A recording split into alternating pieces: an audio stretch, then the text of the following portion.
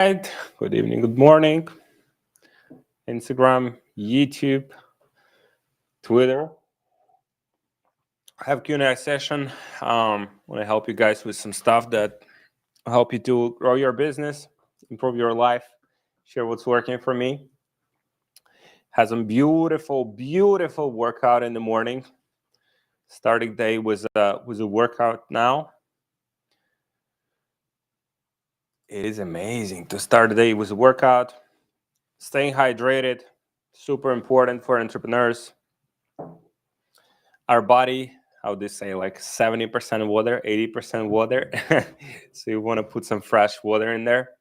So just drop one in the chat if you can hear me okay. If you can hear me all right, just drop one. Quick Q&A. Traveling today. Bro, I just saw you walking by in Brickell. Hey, Will, my man. Yeah, Brickell is a place. I love Brickell. And okay, cool. We have some websites reviews. Arbon looks, let me see if I can copy this. Beautiful. 111. Thank you. Mohammed here on YouTube. Thank you, Mohammed. Harold, James. All right, guys. Yeah, please just drop your questions in the comments. So whether it's business related, personal related, e-commerce related, we'll try to help you guys with different areas of your life and business. I'll start with this one. I think this one is good here from Kudas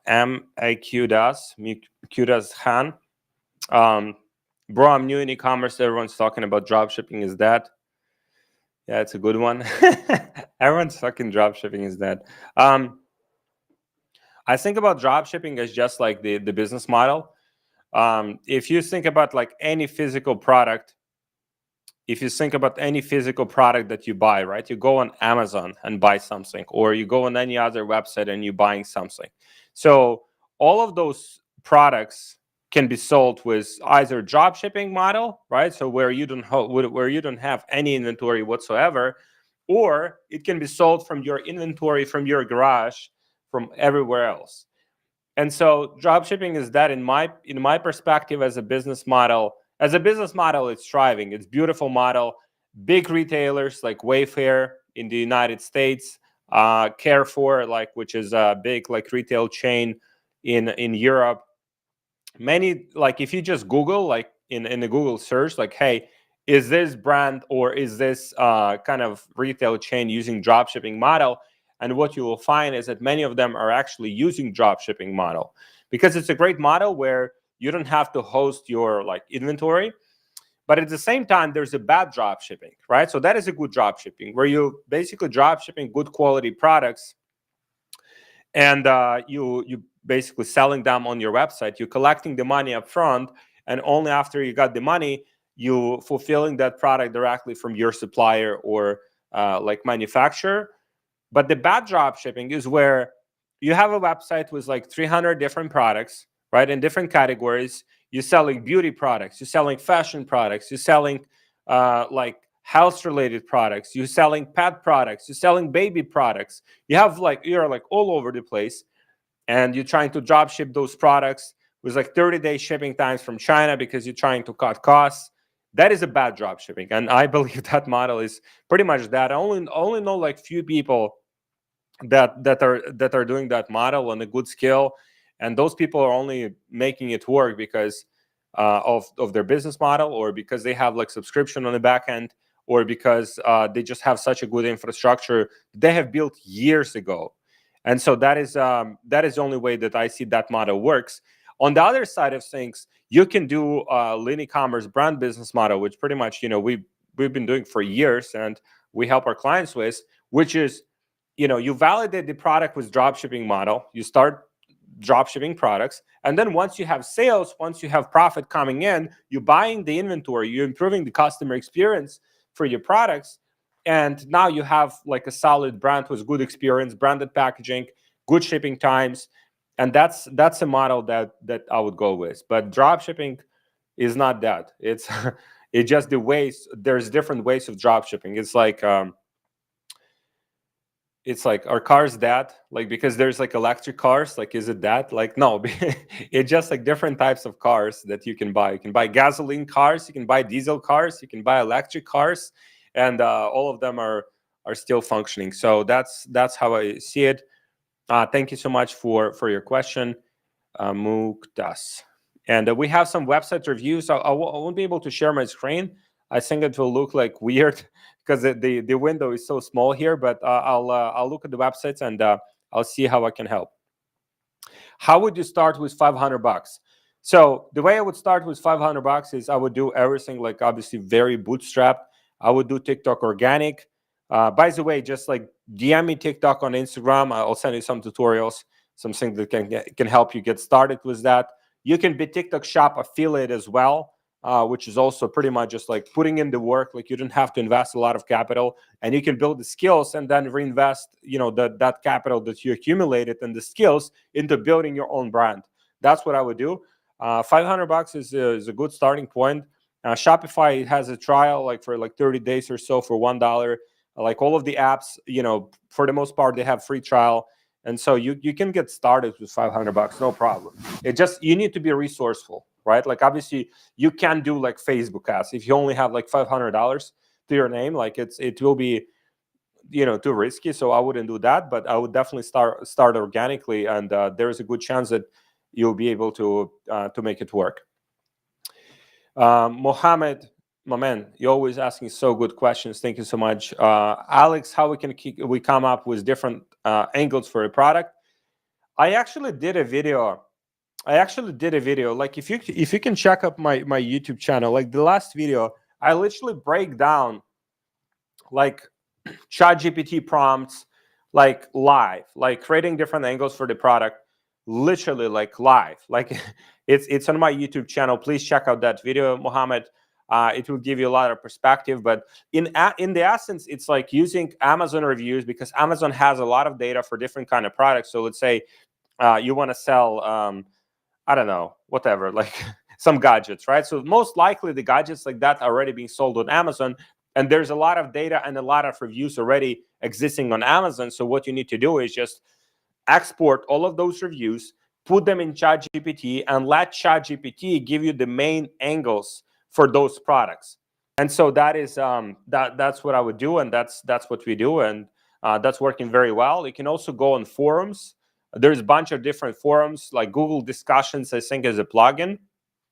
Just Google Chrome extension, Google Discussions, and it will give you like different forums on different topics. Let's say it's a weight loss, or it's a skincare, or it's a fashion, or it's a whatever the niche or category you're in, or pets, or babies, or home and garden, like all of those categories. There's a bunch of forums, and on the forums you can see how people are talking about certain products, what problems they're facing, and so now those can turn into the angles that you can use for your product. Monitoring your competition, what angles your competition is using. Like if you have a solid competitor in your space that you can literally learn so much from them, I like to use Get Hooked. This is the ad, like it has like 2 million ads, and that's what I use, like to just like swipe all of the best ads, learn from them, extract scripts from those ads, and then rewrite those scripts for my own product. Just obviously make tweaks, don't rip it like one-to-one. But that's what I would do. Another question here from Mohammed. Also, if products we are advertising comes in different awareness stages, a problem aware, solution aware, how would you come up with angles for this? How would you test them?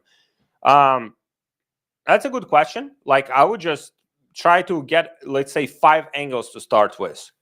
Test it out. Look at the data. Okay, which angle resonates the most? Which angle is the most profitable? Then start building on that angle. Create more variations of hooks. Create more variations of ad scripts for those, and then like obviously ad copies. And as you doing that, also adapt your landing page to reflect those angles. Like if you have an angle that works for you on the ad side, make sure it is congruent, or at least incorporate it in your landing page. let's say if you're talking about acne, but then you like landing on a page and it's not talking about acne, right? Obviously, you want to match the angle that you have on the ad side with the angle that you have on the advertorial side, and that's how you get a lot higher conversion rates. So I would just test different ones, see which one has the most potential, start doubling down on that, and at the same time, 20% of your budget or so, just test different angles, maybe for different awareness stages, and that's how you find some new angles that you can leverage. You'll find that the most successful products on the market, they usually have maybe like 3, 5, sometimes 10 different angles that they use, or different segments of the market that they're targeting. Let's say they might go after like weight loss, or like they might go after, let's say menopause, or they might go after like acne or specific skin condition, or like wrinkles, or kind of like they're segmenting the market, and so that's how you find and leverage. But you need to find one good angle to start with. One good angle is enough for you to go like to a few $100,000 a month. Mohammed, if you need any help with that, please just hit me up on Instagram, Alex Feratov 3F at the end, and I'll send you some resources. Great questions from you always. Thank you, man. All right, Harold, question here. What about the ban in the US is talking about putting on TikTok? I'm very optimistic about it. I love it. Think about it. Okay, they banned TikTok, which is beautiful.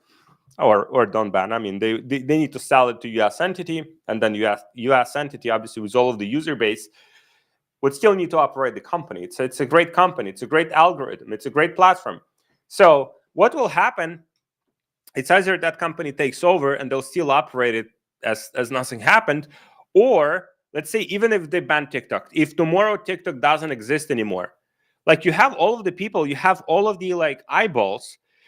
People want to get entertained. People want to watch content. So all of that content will either switch to Snapchat, will go to TikTok, we'll go to Facebook, we'll go to Instagram, we'll go to like some other platforms where they can watch that kind of content, get entertained, get, people still like on their phones, right? So they're either using TikTok or they're using something else. So for me, it's always okay. If they ban it, it means the usage for Instagram will grow, which is beautiful, right? More eyeballs, more people to reach, more people to sell to.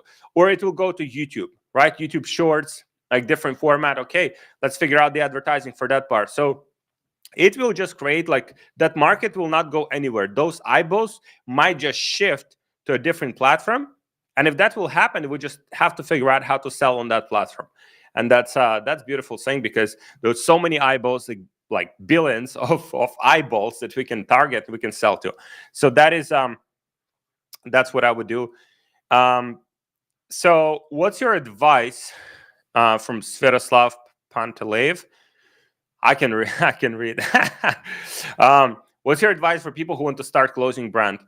Identify a niche that you want to go after. Don't go generic. Like, don't try to like, hey, this is athletic closes. No, it's like you have to go like more granular with that. You have to go like people that are passionate about like fishing, or like specifically for fishermen, people that want to climb walls. I don't know, like people that are passionate about their dogs, cats, like anything that will give you like more precision with your marketing, because that's how you win in the closing space. Like if you're trying to compete with like Under Armour, like or Nike, if you try like, oh, this is for every man, like this is athletic closes for every man, or this is athletic closes for every woman, like you might even go like older demographic. These are the closes specifically designed for audience 50 plus, right? With that in mind, maybe it helps them to move faster, be more flexible, comfortable, because I don't know, whatever reason, like just do some research on that, what kind of problems they're facing with the current closing that they have. Again, Amazon is a great place to start, with a lot of reviews, with a lot of data, and identify the niche. Like I would like niche down with closing specifically. It's such a competitive category because you can buy closes anywhere. You can go to shop to mall and buy closing. You can go and buy closing online. There's so many stores. You can buy closing on Amazon. There's like so many ways that you can buy closing. So you have to go like niche, and identify that one segment of the market. Once you completely dominate that segment of the market, you can expand, but start with something very small and precise.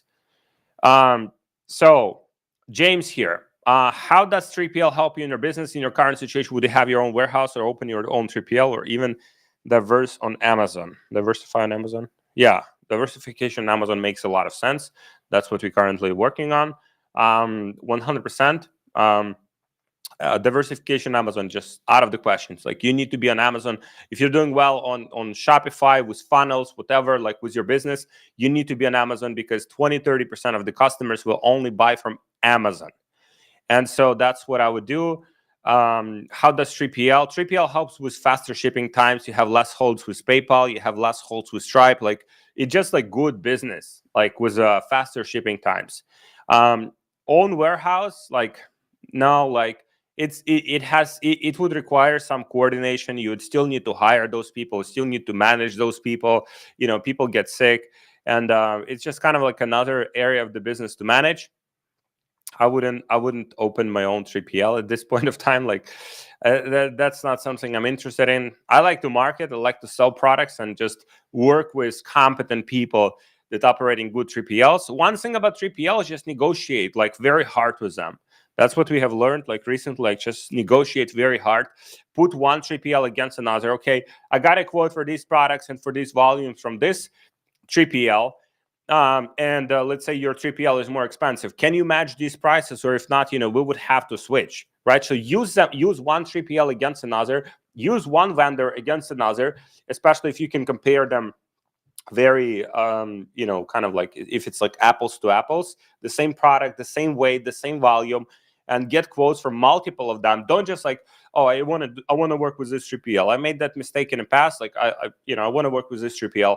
No, if you're working with one 3PL, put one 3PL against another, compare the quotes, and then if one of them is cheaper, okay, can you match these prices? Can you make it lower? Like, we really need that extra margin in order for us to be profitable, in order to scale, and see what you can do. But oftentimes they'll go ahead and will lower your prices and will make it more appealing for you. All right, so Mohammed, okay, one more.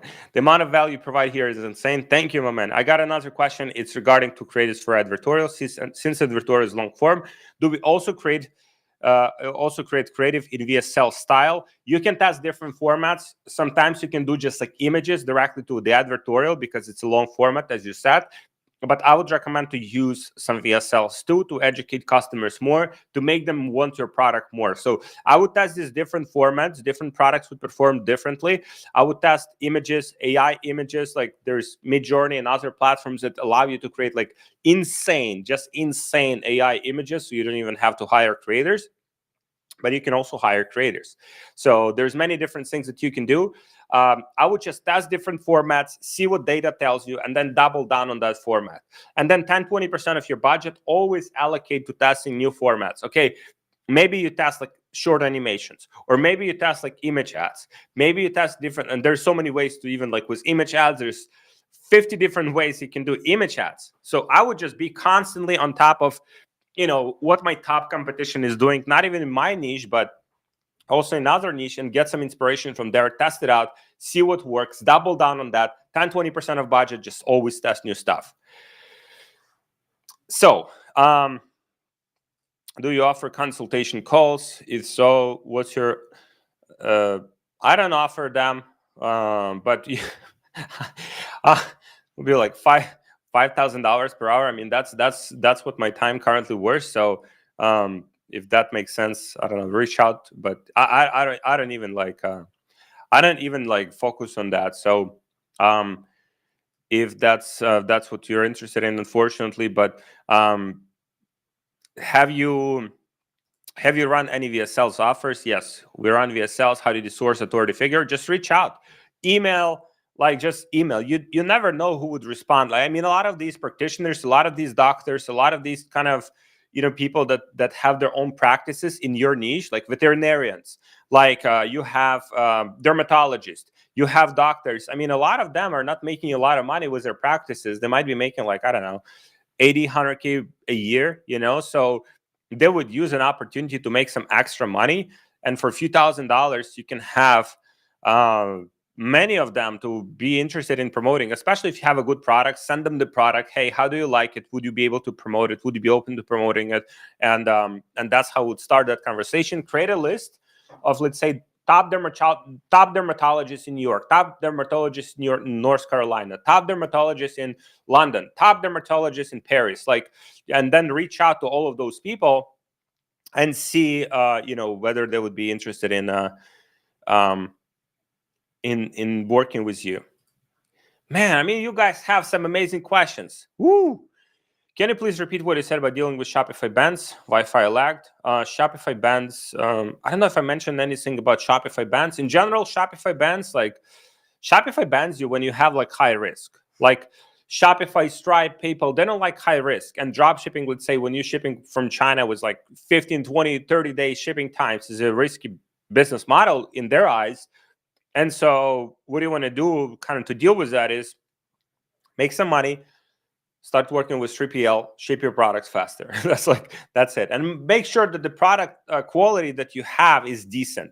This is so important. Make sure that the product quality is decent. You're taking feedback from customers and improving product.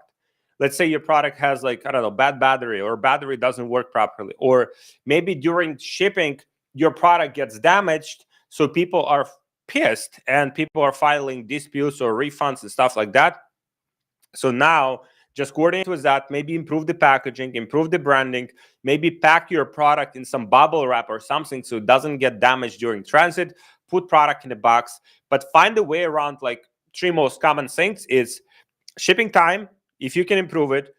Number two is a product quality and branding, right? So it doesn't look like kind of some generic product. It looks with your branding, it looks, on point. And number three is customer support. How fast do you respond to your customer emails, like messages, Instagram DMs, phone calls? 100% need to have phone number where people can call and ask about their order if they have any questions, so that you can assist them with that. How do you feel about the ebook markets right now? Oh man, I love ebooks. I love digital products, good margins, especially if you have some physical products on the back end. There's one company called V-Shred. Just find them. They have, some tremendous. Resources, and they're pushing digital product on the front end, but then they have supplements, they have coaching on the back end, right? So they have so many different areas of their business, but ebooks is a great starting point to educate your customers and be profitable in the process, because if you have, let's say, 2-3 different upsells, you can optimize that to be break even or even making money on the front end, and then you can sell more products to those customers. I love ebooks. I love digital products. Have a great question from advanced entrepreneur Sliman Shams. Hey, Alex, I'm stuck at 12K a day and struggling with pushing enough creatives and balancing other things. How do you scale from 10K to 100K? And what steps would you take to build creative strategy team? Sliman, please, my man, please just DM me on Instagram. I would love to see how I can help you. Just DM me creatives on Instagram, so I can see how I can help you, send you some resources, and see maybe our team can help you. This is something that I'm very passionate about.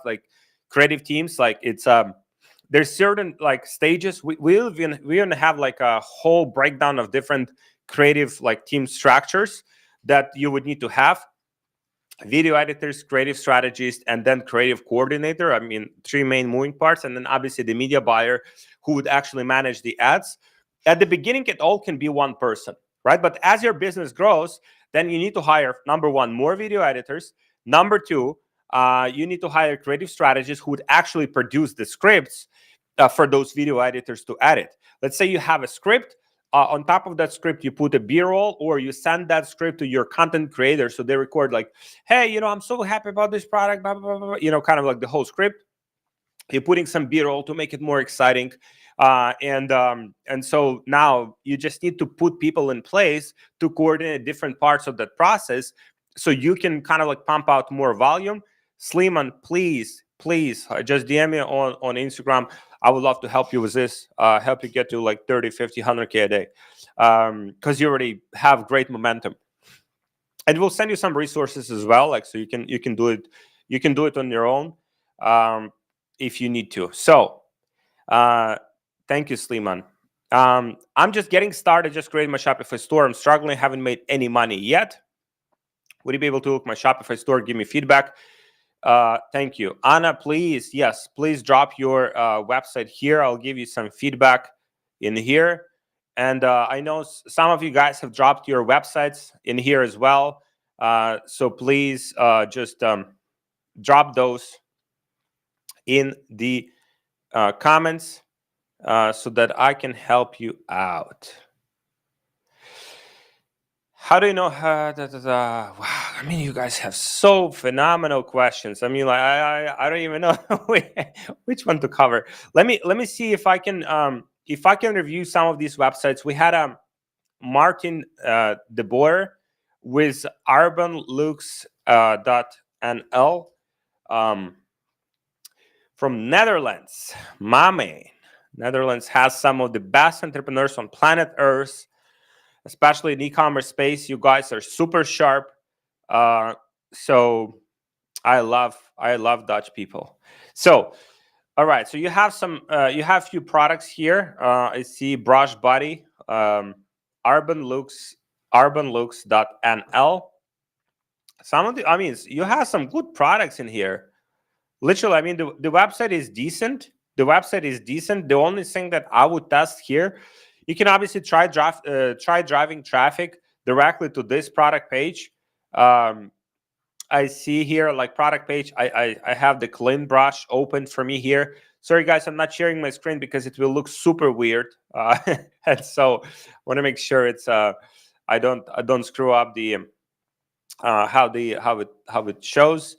But if you're listening to this, my Dutch friend, urbanlux.nl, clean brush. Number one is if you can make sure that like like the top of the website, the top of the product page is the most important area. So I see a lot of that space is taken by your logo, is taken by that like menu. So I would try to minimize it, especially on mobile. So when people landing, the most important thing that they see is the product images, they see the price, they see different products variations that you have here. You have root oval, you have rose oval, and you have wheat oval.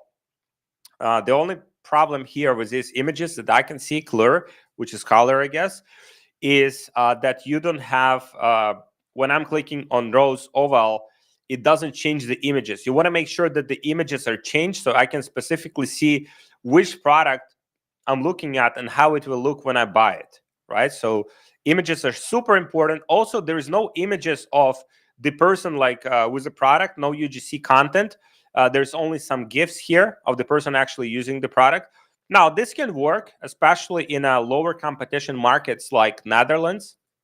It's not as kind of like saturated, but you definitely want to have some people using the product, some good like UGC images to demonstrate the product. Also, there is no social proof. There is no reviews. I would definitely add reviews here. Like every product needs to have reviews. So populate some reviews here. You can use apps like Looks. It's a great one. So that is this. Tax, unfortunately, I do not recognize. I do not recognize. There is no information on shipping as far as I understand Dutch. I don't understand Dutch. So there's no shipping information. How fast will I get this product? There's only information about 30-day returns, which is good. And then when I add product to the cart, the menu looks a little bit weird. It's kind of just pops up. The cart pops up on the page. I like sliding cart. So when it comes from the side, and that's what I would recommend to do. So yeah, so some of these things, and then as I go to the checkout, Afrikanen, as I go to the checkout, I see you have in terms of the payment plans. In terms of the payment methods here, I'm not sure if this is Klarna. If this is Klarna, it is phenomenal. If it's not Klarna, like I would definitely add it, and also. Ideal or something like that. I know you guys are using in I know you guys are using that in Netherlands. So I would make sure that I have all of the payment options that specifically countries utilizing. In your case is Netherlands. So I want to make sure that I have all of those in place. Those are the biggest things here. Overall, it looks solid. I would try to have some landing pages as well. Probably like 5 reasons why everyone is passionate, like why everyone is so excited about Clean Brush.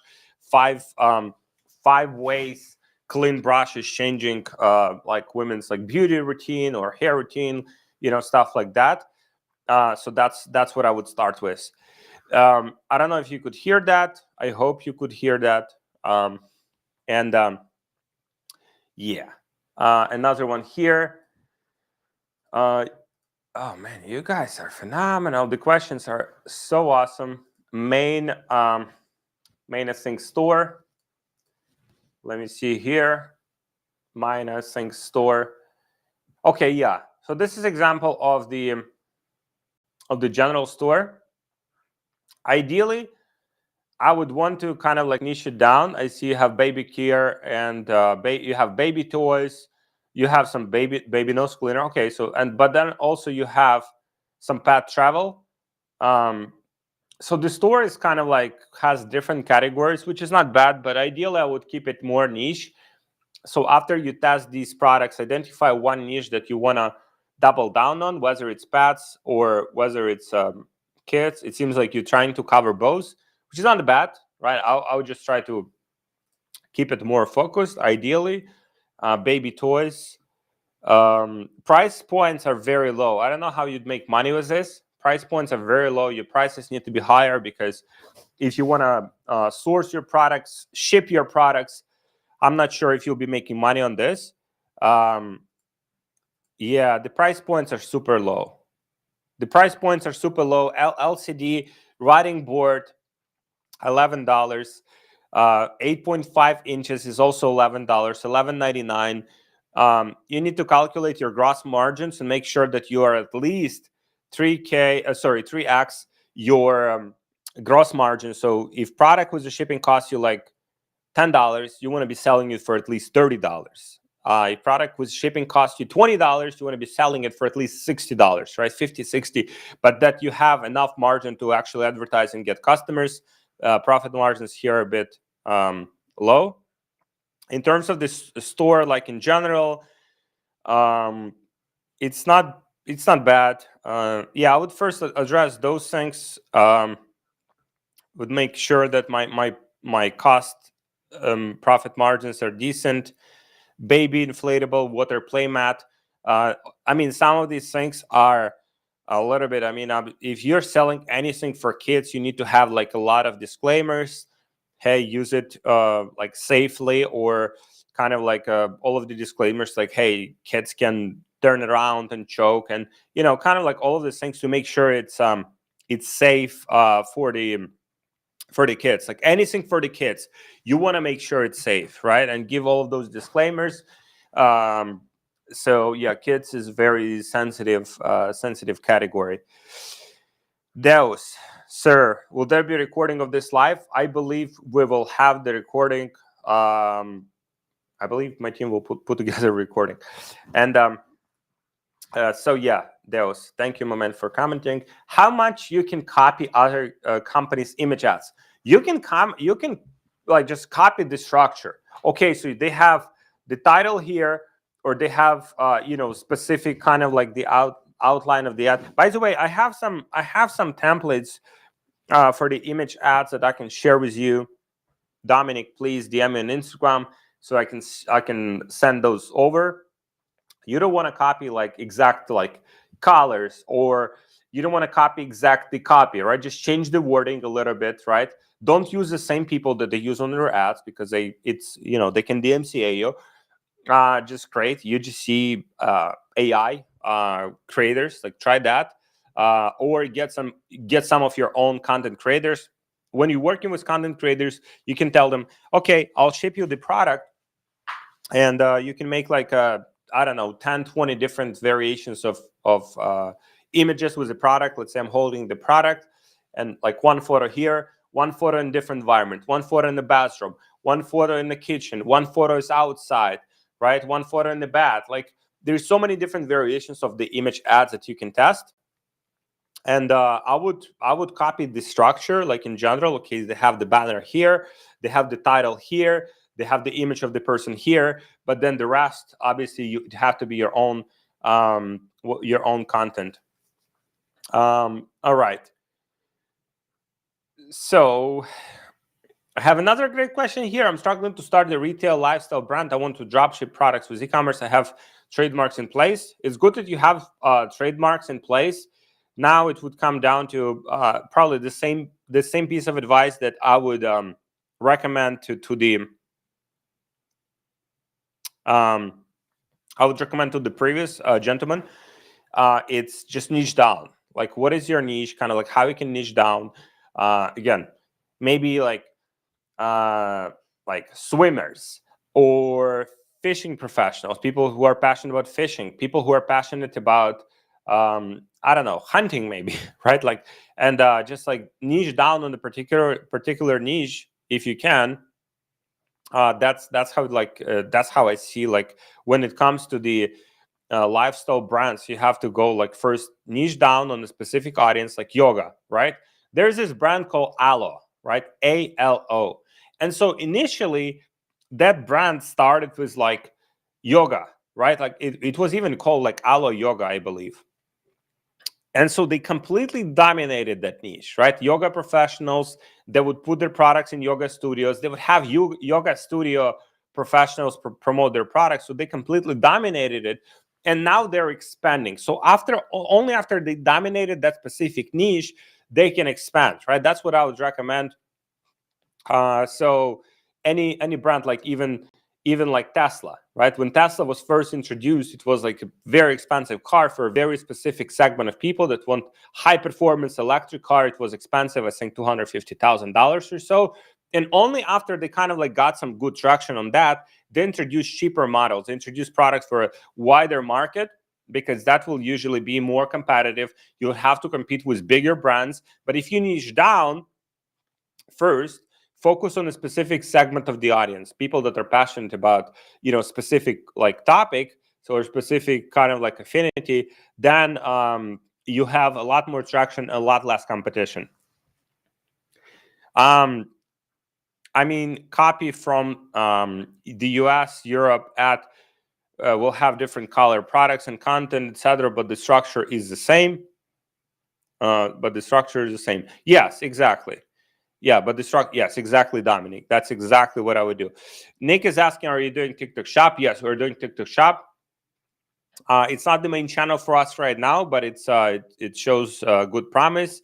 Are you still using normal product pages or only advertorials? We only using normal product pages for the retargeting after we like educated our customers on the product, and then we know that they've been to the website, they're kind of interested, and so now we don't want to send them to another advertorial. We're just sending them to the product page so they can finish the purchase, or we're sending them directly to the order form where they can complete the purchase of their product.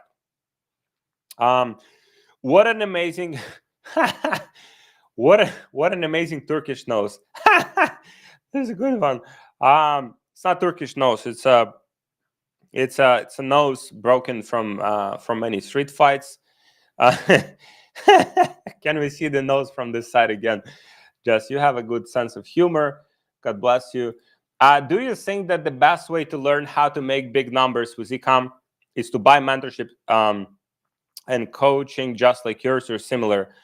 No, I mean, probably you can figure out by yourself. Like, it just depends how fast you want to do it. Like, if you want to, avoid some of the mistakes that other people have made, and you want to like accelerate that process, it seems like you're from Czech Republic or Slovakia. I don't know which, or it's Serbian. I don't know. Ukosiste Pronazalaka. I don't know how to pronounce that. Sorry, my man or lady. I don't know. I don't think that is the only way, but this is a faster way for sure. Like, even right now, like in our business, like, we're doing numbers, and I'm still investing in coaching, in masterminds, in calls with people, paying people for calls, like hour of time with someone who's ahead of us in many aspects, right? And like, okay, so how can we learn this topic X, right? And how we can learn it in like 10x smaller amount of time without making many of the mistakes. Let's say if you want to go to retail, right? We want to sell our products in retail stores. I would want to talk with someone who's already selling products in the retail stores. And if that is, that person already made all of the mistakes, that person has pretty much like done all the mistakes that I would do if I would start from scratch, because I wouldn't know all of those things. So, if you're from, again, I don't know if the Czech Republic or Slovakia, we have this client. His name is Marek, and Marek is from Czech Republic. He's one of our best clients. He has a tremendous brand. He's doing like $6-9 million per month in sales, depending on the months. And he's been through our program. He's been through other programs. He learned a lot from everyone, and that's why he was able to achieve those numbers in just 2 years, right? Like he pretty much took like a brand new business from zero to like 6-9 million per month. And the reason he was able to do it so fast is because he accelerated that process, and he learned from people who are smarter from him or have the experience, in certain areas that he didn't have. And I apply the same principle. All of the people that are successful that I know apply that principle in certain level. Big companies apply that principle. Big companies hire consulting companies. Let's say, okay, we want to introduce this product. And how do we know if that product has enough market? How do we know if we can find like some product market fit? So they hire these big consulting companies to do all of the research for them, to get their expertise. They're talking to experts in that niche, right? They're paying them for their advice. So obviously, it's something that you can avoid it if you want, right? But it will be just like a lot faster in my experience. David here, looking forward to my BBA meeting. Interested in learning how to find products to add to my store. For sure, my man. Like, our team will help you. Our team will kind of like give you feedback on an ongoing basis. Okay, you choose the products, they give you feedback. You start marketing those products, they'll give you feedback. So on every stage of the way, our team will guide you, like in terms of what adjustments you have to make in order to make that business successful. And this is Kent Bummer. Hey, you had a very good QK recap video from 2020. Can you produce another one? Do you advocate for seasonal pop-up stores during Q4? How to structure it properly, correctly? Kent, thank you so much. Great question here. And how would structure it correctly? Like, we just focus on our stuff. Like, we have special offers, right? We have special like discounts for Q4, like special bundles, like lowering prices, giving people more stuff for their money. Obviously, all of the copy on the ads kind of like changes. Okay, we have Black Friday sale, Cyber Monday sale, New Year's sale, Christmas sale, right? So we're changing those offers. We're introducing a lot of banners as well, like image banners with those specific offers, and that's what I would recommend as well. Pop-up stores, the same store, just different offers. The same store, just different funnels could be like adjusted. Why this is the best gift for 2024 Christmas? Why people are so excited about this gift? Why thousands of men are buying this for their women for 2024 Christmas? Or so the language changes. The final copy changes slightly, the ad copy changes slightly, but it's pretty much the same structure. All right, so how much is the BBA program? Everything we do is custom, like depending on what you need in your business, how much help you need. So for that, please reach out to me on Instagram. I can connect you with my team members. They can break it down, and you see whether that is within your budget. Usually, because we have our costs, we're paying our team very well. We're bringing these people with experience that are pretty much, like they could operate they operate and they can operate their businesses like without doing anything else and do very well.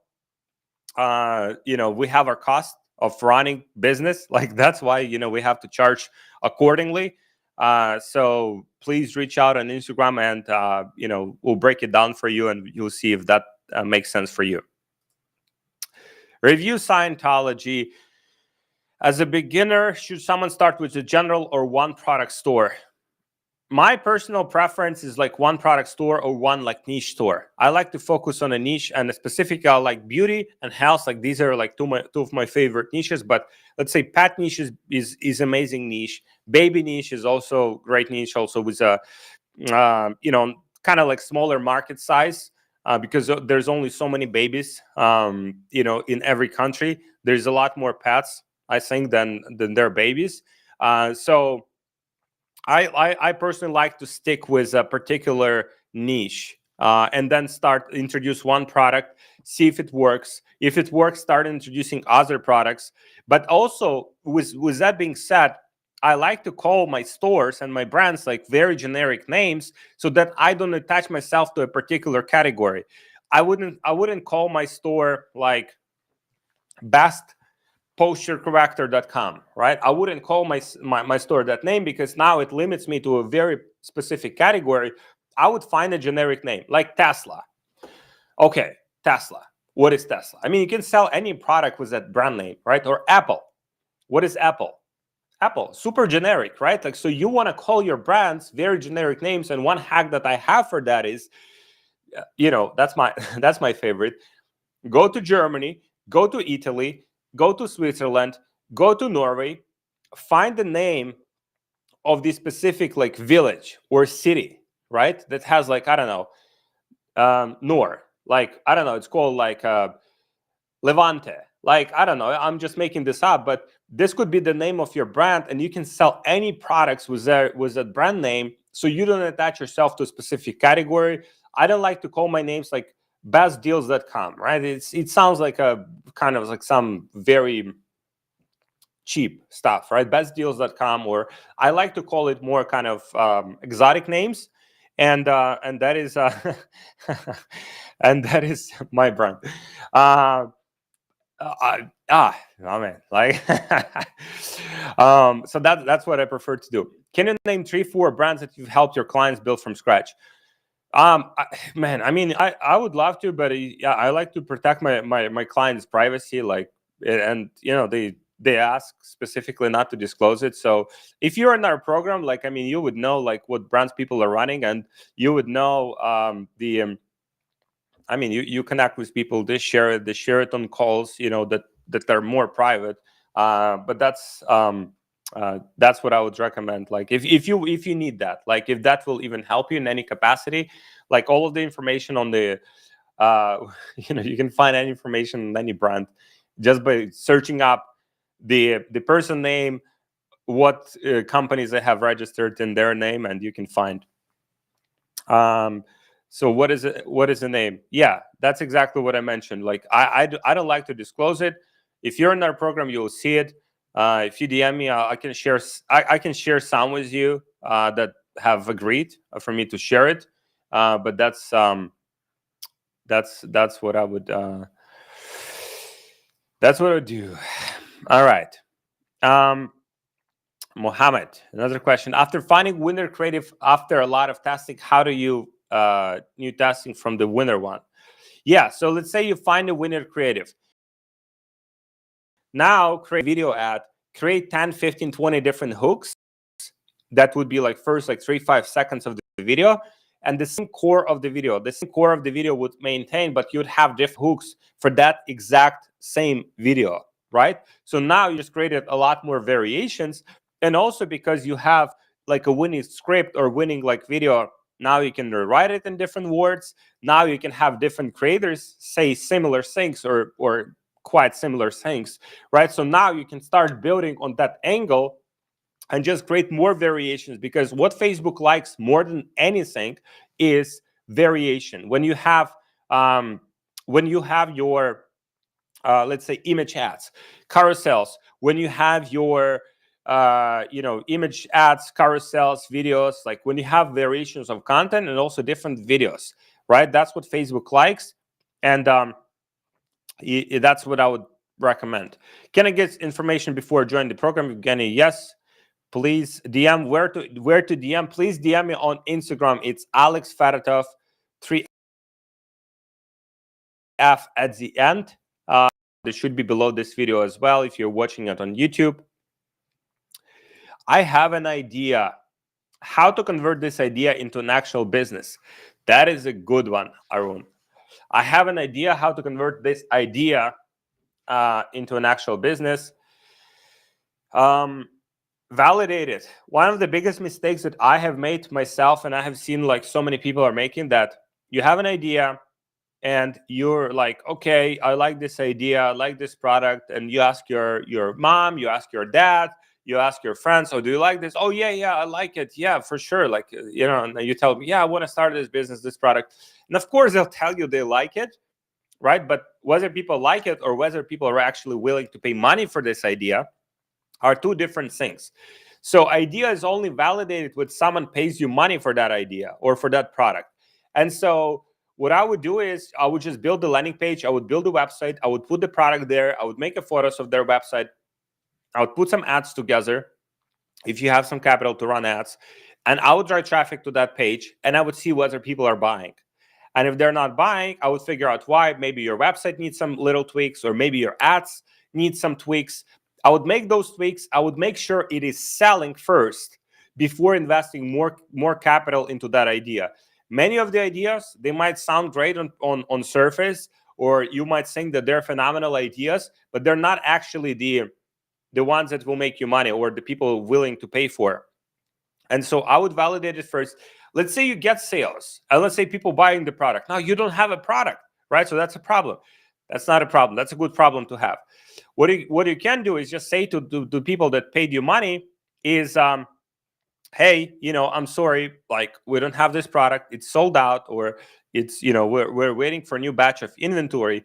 Would you be willing to wait for, let's say, 1 month, 2 months, 3 months, so we can send you this product? And if not, we can send you the the refund. And so now you validate it. Now you see whether people are actually willing to pay money for it, and that's a good starting point.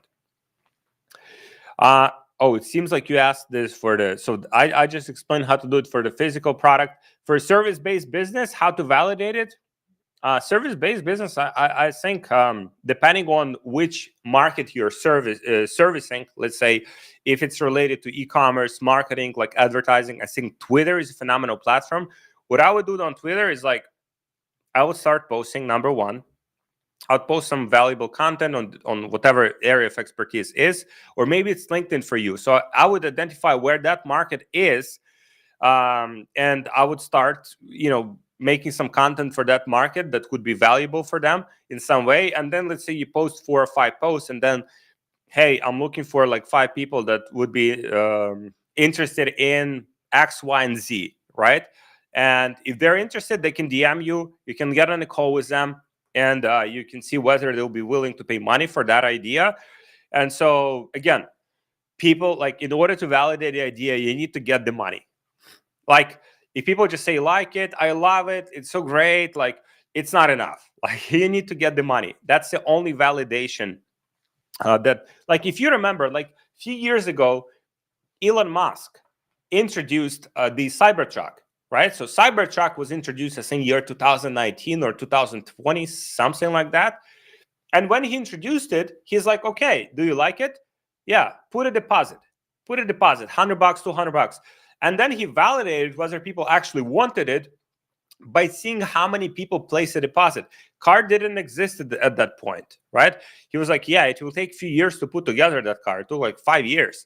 If you want that car, get on the list and pay us the money, pays a deposit. It's a refundable deposit.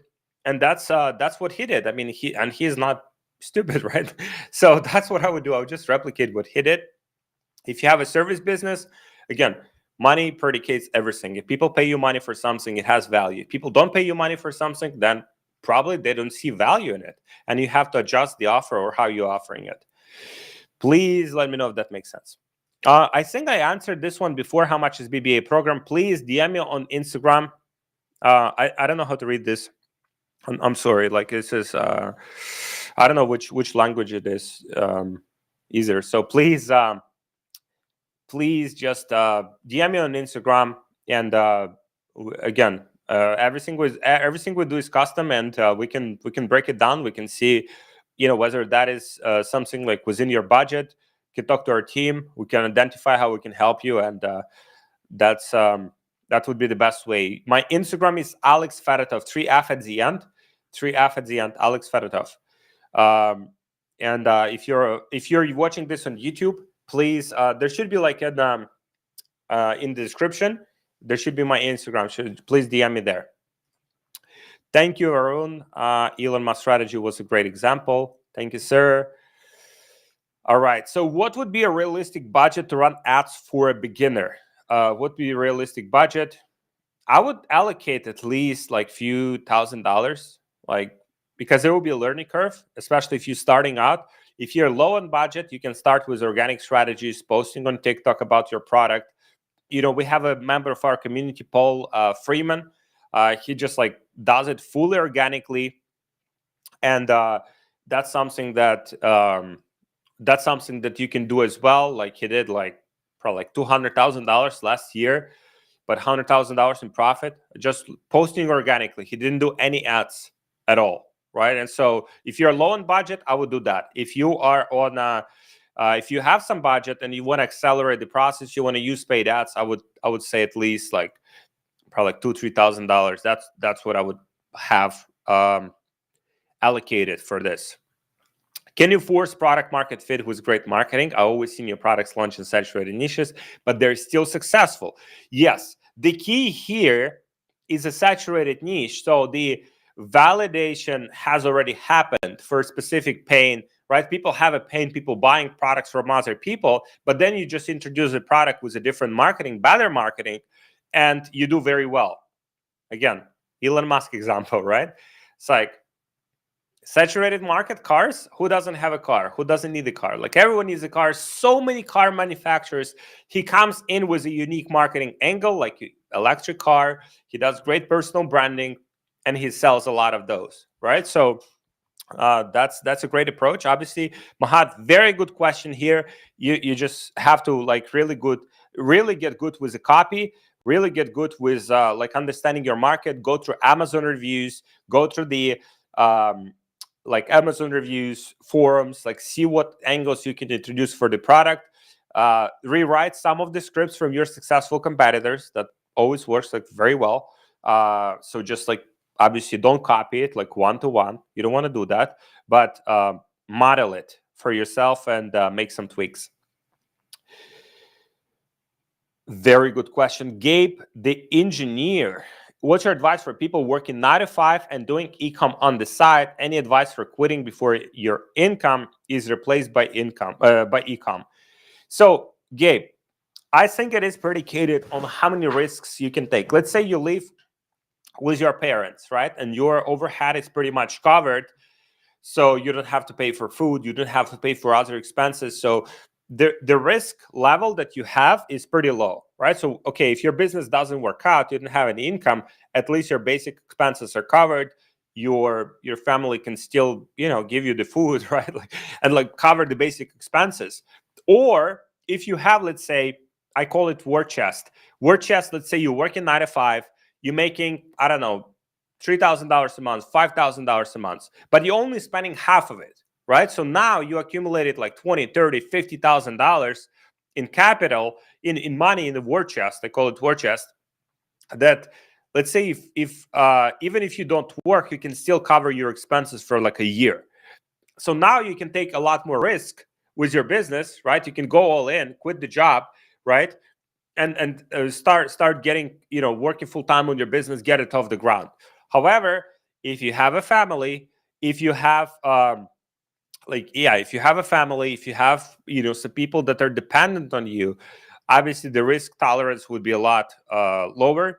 You would want to make sure that you're providing for those people that are dependent on you, and start it on the side and only quit it when your business overtakes it in terms of the income, so that you can provide to your family along the way. So it's kind of like different risk tolerance that I would recommend. I mean, obviously, it's up to you, but different risk tolerance that I would have depending on whether you can support yourself and your family if you have one. So that's what I would recommend. If you have a family, I would uh, definitely kind of like don't don't quit your job. Like, don't quit your job.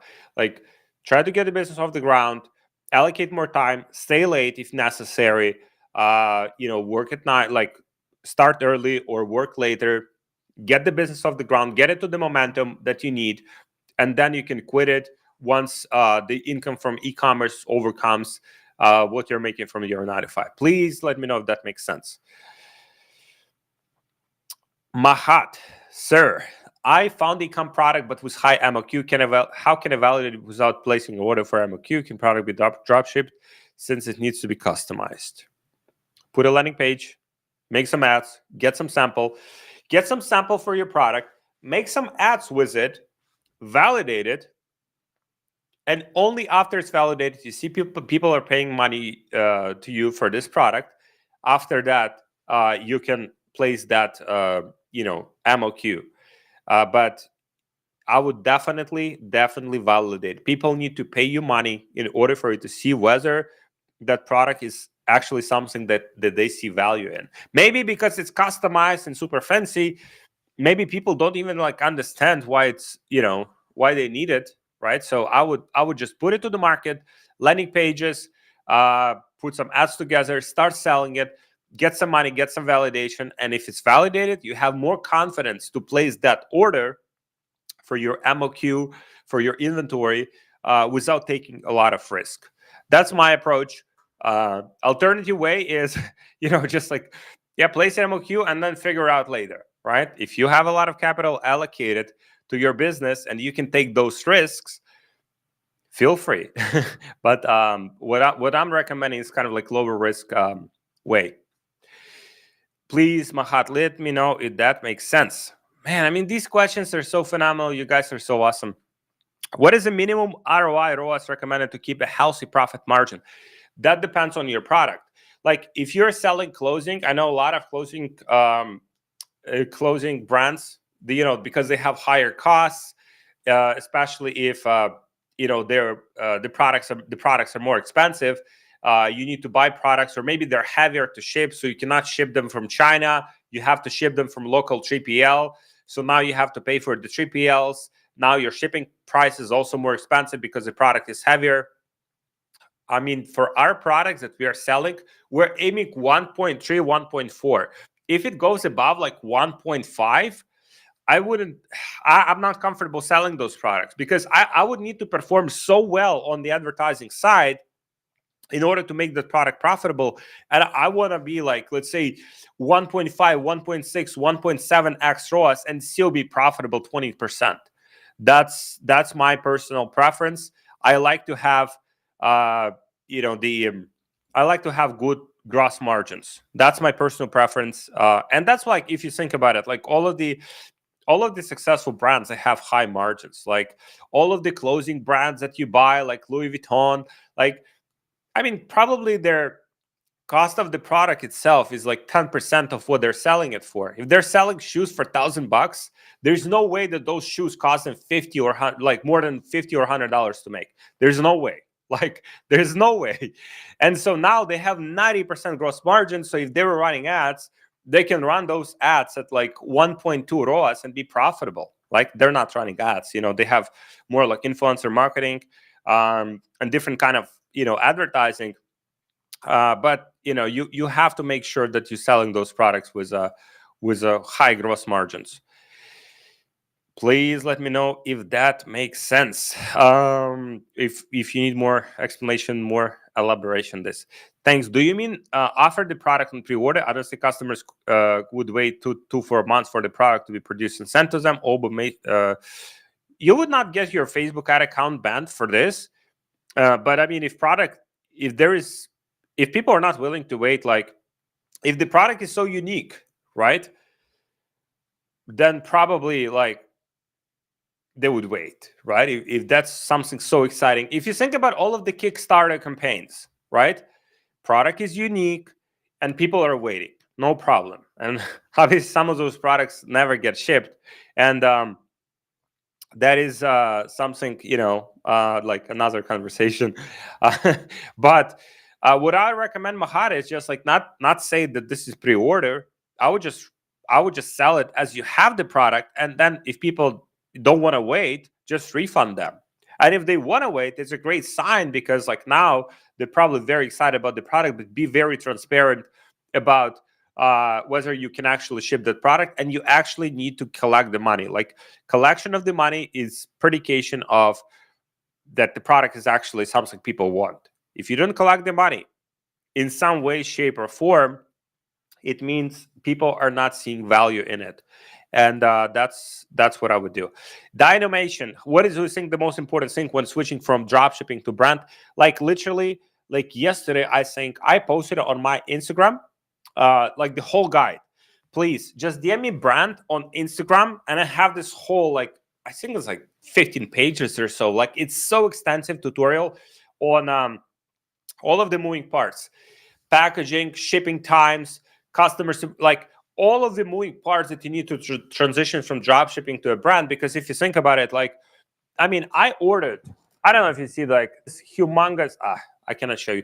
I have this humongous, like, big, like, iMac, right? Like the Apple computer.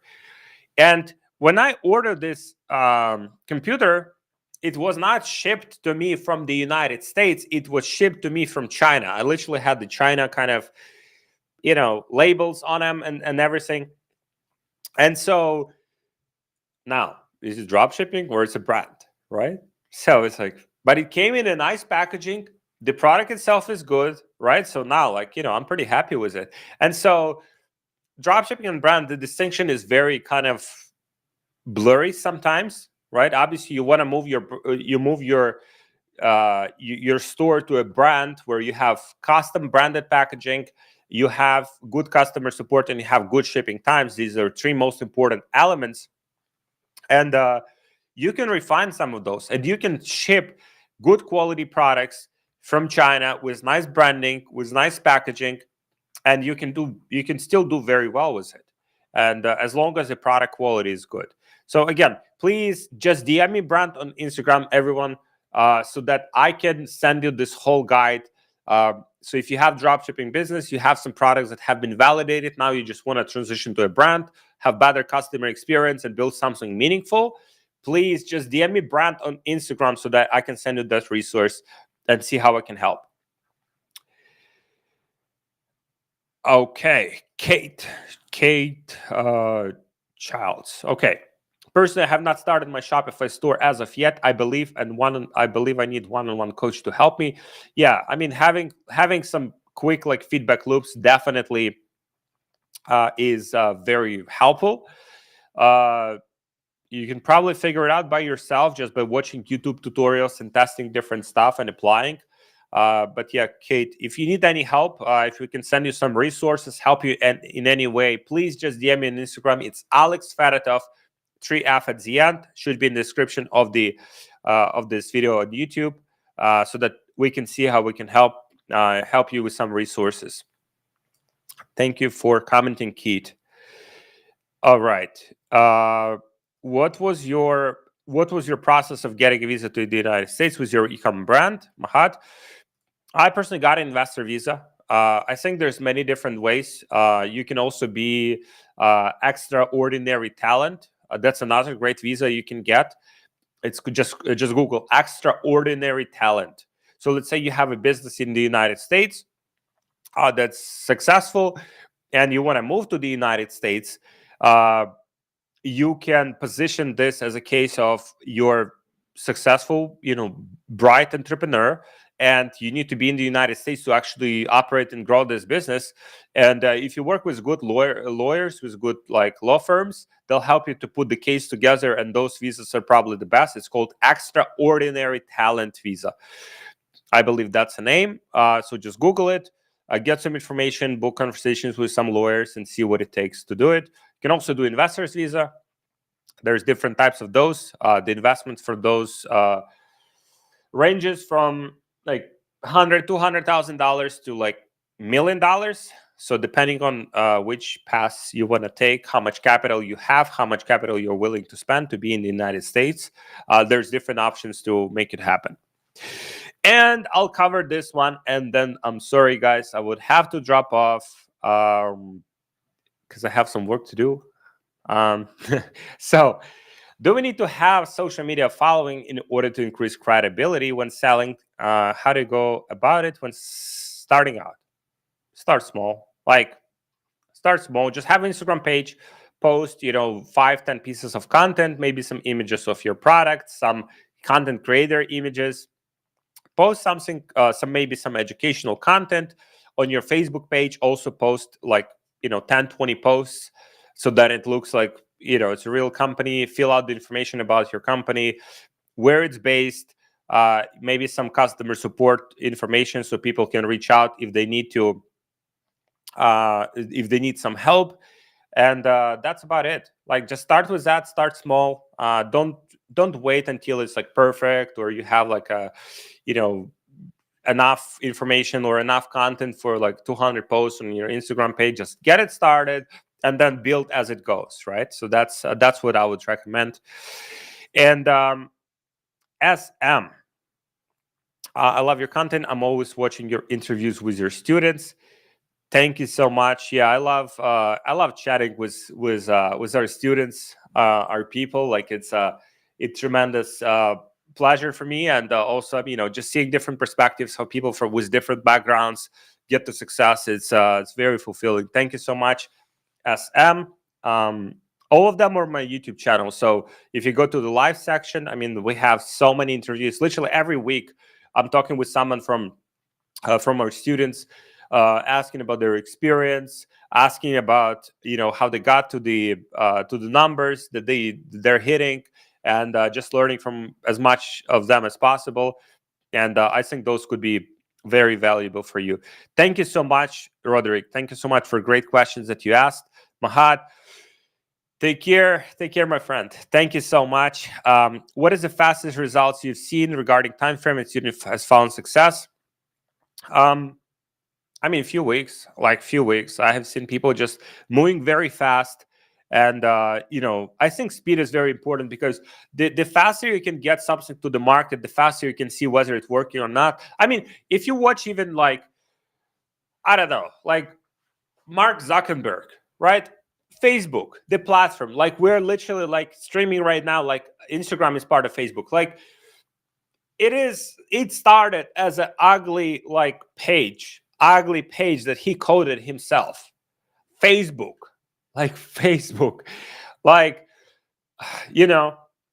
YouTube. It wasn't the YouTube that we are seeing right now, so fancy and so developed with so many different functionalities. It was a simple app, right? And someone uploaded the video was I think was an elephant or something. They all this video uploaded to YouTube.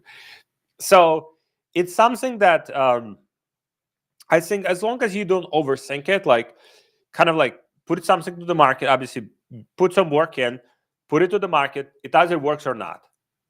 Improve it based on the feedback. If you have the community, if you have the right community, where if you're in a Brand Builders Academy program, if you're in one of our communities, maybe you have some other coach, but someone who can give you feedback, right? Doesn't have to be our community, but someone who can give you feedback. Okay, change this, tweak this, improve this.